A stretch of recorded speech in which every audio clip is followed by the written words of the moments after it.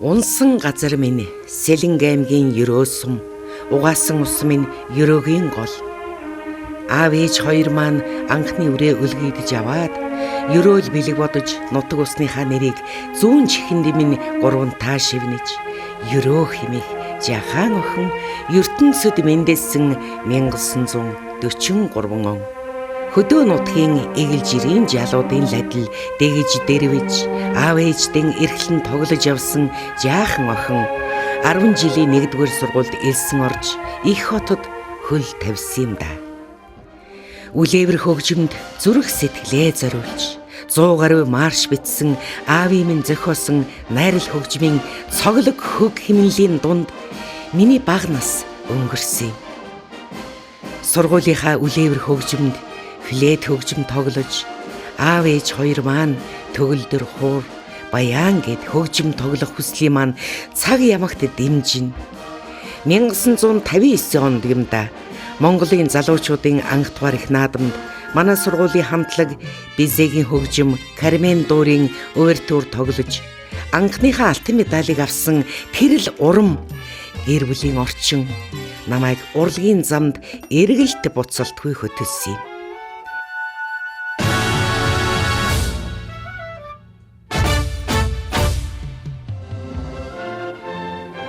Тэр жилийн зөвлөлт холбоот улсын хөгжмийн дунд сургуульд 4 хүүхэд явуулах шалгалтанд тэнцэж хилийн дээс алхсан минь амьдралын маань зам мөрийг хөтөлжтэй гэж би одоо ч бодож явдгийг. 1963 оны намар сургуулаа төгсж ирээд хөгжим бүжгийн сургуульд ассистент багшаар хуваарлагдлаа. Найдалмаатайгаа эндэл танилцсаж дуучин болох хүсэл мөрөөдөлтөн хөтлөгдсөн бид хоёрын очих дуртай газар дуурийн театр байсан. Хизээ нэгэн цагт энэ агуу тайзан дээр дуулах юмсан гэж мөрөөднө. Залуу насны минь хүсэл мөрөөдөл нэг л өдөр биелж Лусын дагин хэмээх дуурийн Вангийн хатны дүрд тоглох жүжигчний шалгаруултанд тэнцснээр их хүсэж байсан тайзан дээрээ 19 насндан анх гарсан юм да. Урлагийн сайхныг, дуу хуурын тэр агуу гайхамшигыг, дуучны ажлын амтыг мэдэрсэн миний оргилон буцалж байсан тэр их хүслийг хайд багш маань дэмжснээр дотооддоо мэргэжлийн дуучин бэлтгэх анхны курст элсэн орох завшаан тохиож улсын багшийн дээд сургуулийг мэргэжлийн дуулаачаар төгссөн анхны 12-ийн нэг болсон юм.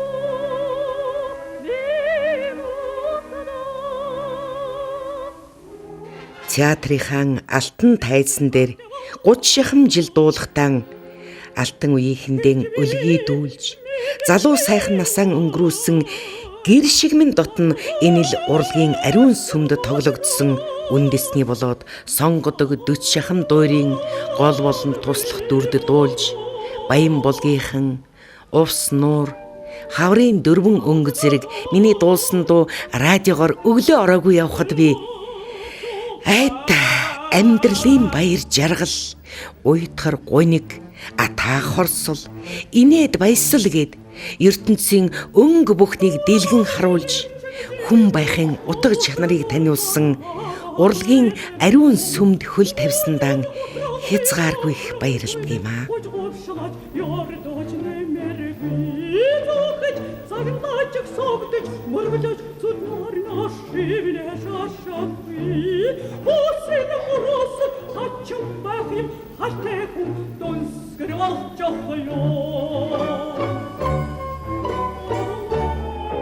Манай сая дөрөвдүгээр байгууллагын 1983 оны уран бүтээлийн дотор сурагчийн дэд зориулж хүүхэд залуучуудын сэдвээр тойрох бүтээл зандлах байр эзэлж байна.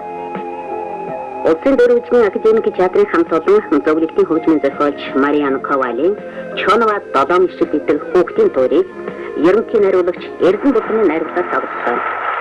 Дуурийн гол дүр тоглосон ардын жүжигчин Жаргал сайхан, гоцол дуучин Ерөө нарын тоглолт туулсан. Ардын жүжигчин Ганбаатарын дэглэсэн бүжгийг үзэж олон өндөр үнэлж байна.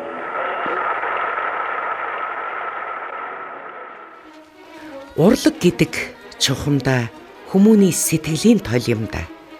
Дуурийн театрын алтан тайзан дээр дэлхийн сонгодгийг дуулаа зогсож байна гэдэг үнэхээр хүслийнхээ оргилд гараа зогсож байгаа юм шиг.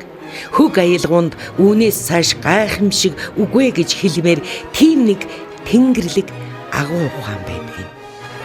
Алтан үеийнхнийхээ үйлсийг залгамжлан дэлхийн энтэй дууруудад дуулж явсан минь энэ насны минь бахархлаа. Монгол Чехословакийн шилдэг жүжигчид хамтран тоглож, үзэгч олонныхон сэтгэлийг хөгжим баясгалаа.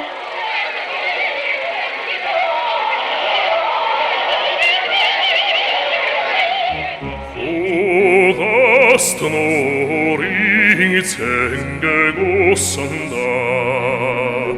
хонгин сүрэг сэлдэнхэн бара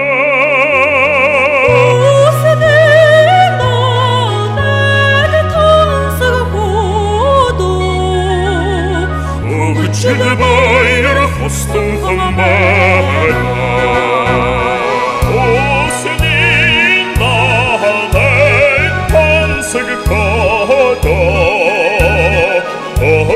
Bayır hastım bana.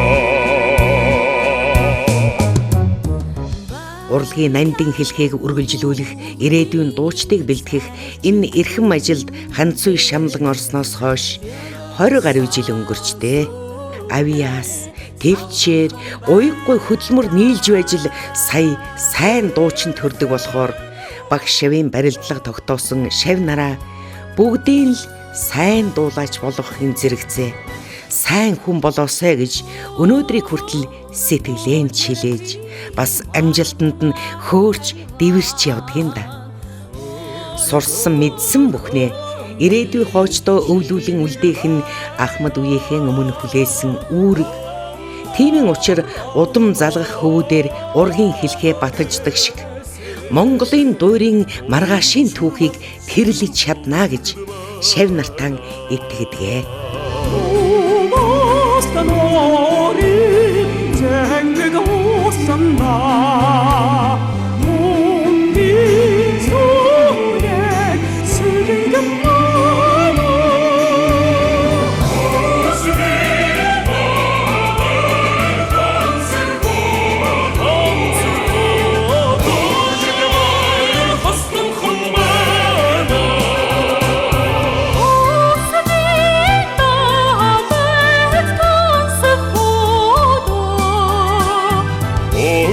Bayır hastın bana. Bayır hastın bana. Хүнд бурхнаас заяасан тавилан гэж байдаг. Энэ бол миний л үзэх, туулах ёстой байсан зам. Хүн төрлөختний бүтээл тойрвлын ойх манлайд цаг хугацаа, орон зайг үл ялхан их шгэлсээр байх дуурийн тэнгэр янжинл хамт хандаан мөргөй.